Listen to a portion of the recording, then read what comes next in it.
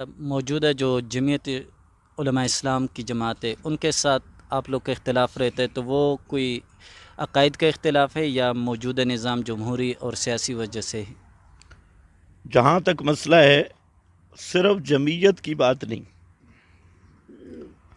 ہمارا نظریہ یہ ہے کہ جو نظام محمدی ہے صلی اللہ علیہ وسلم، وہ طریق محمدی سے آ سکتا ہے۔ جہاں پر بھی بات وہی ہے، دعوت تبلیغ بھی پیغمبر کے طریق پہ اور نظام محمدی کا نفاذ بھی آپ کے طریق سے آئے گا۔ اور اس میں سب سے پہلی چیز ہے کہ جو غیر اللہ کی حاکمیت ہے اس کی نفی کرنا، توحید فی الحاکمیت ہے۔ اب دیکھیں قرآن پاک میں کہ من یکفر بالطاغوت ویؤمن باللہ، پہلے طاغوت کا انکار ہے، پھر ایمان باللہ کی بات ہے۔ ان اعبدوا اللہ واجتنبوا الطاغوت۔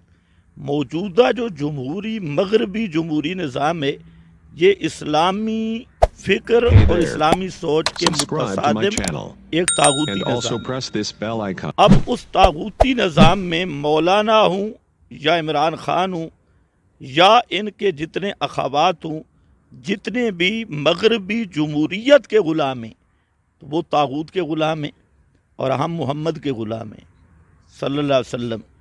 تو میرا خیال یہ ہے کہ یہ فرق سمجھنا چاہیے۔ ہمارے سب فتاویٰ میں موجود ہے، سب کتابوں میں موجود ہے، رسائل میں موجود ہے کہ ایک اہل حق کی جو فکر ہے کہ طاغوتی نظام کا جس عنوان سے بھی کوئی مددگار اور معاون ہو تو ہمارا اس سے اختلاف ہے۔ پھر مولانا فضل الرحمان کی بات نہیں۔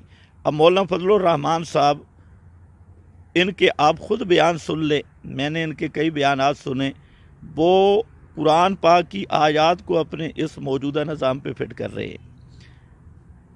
اب آپ خود اندازہ کریں، ایک تو چلو تعبیل کر لیتے کہ جب تک متبادل نظام نہیں ہماری مجبوری ہے تو پھر بات، لیکن وہ تو اس کو اپنا مقصد زندگی بنا رہے ہیں، اور پھر یہاں تک کہہ رہے ہیں کہ ہم نے جمہوریت کے لیے قربانیاں دی ہیں، ہماری یہ قربانی ہے وہ قربانی ہے۔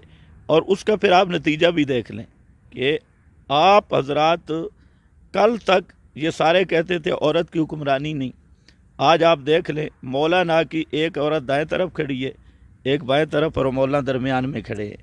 تو اس طریق سے اسلام آئے گا؟ جہاں تک عورت کی حکمرانی کی بات ہے تو مولانا صاحب نے خود کبھی بھی نہیں کہا کہ عورت کی حکمرانی ناجائز ہے، کچھ اس کی جماعت کے بندوں نے کہا، کبھی اس نے خود نہیں کہا ہے۔ اور اب بھی وہ عورت کی حکمرانی کے، یہ نہیں کہ وہ اس کو کوئی وزیر اعظم مانتے ہیں، صرف جلسوں میں اس کے اپنی پارٹی کے قائدین میں سے ہے۔ یہ تو آپ نے بہت خوب بات کہی۔ آپ مولانا سے لکھوا لیں کہ عورت کی حکمرانی جائز ہے، پھر ہم دیکھیں وہ کس اسلام کی بات کرتے ہیں۔ لیکن ان کے بارے میں یہ مشہور ہے کہ لوگوں نے انہوں نے یہ کہا ہے کہ عورت کی حکمرانی ناجائز ہے، تو انہوں نے کبھی نہیں کہا، کبھی نہیں کہا، اور سمجھتے بھی یہی ہے۔ اب تو زندہ ہے نا، اب ان سے ذرا پوچھ کے آئے کہ عورت کی حکمرانی جائز ہے یا نہیں، اسلام میں اس کا کیا حکم ہے۔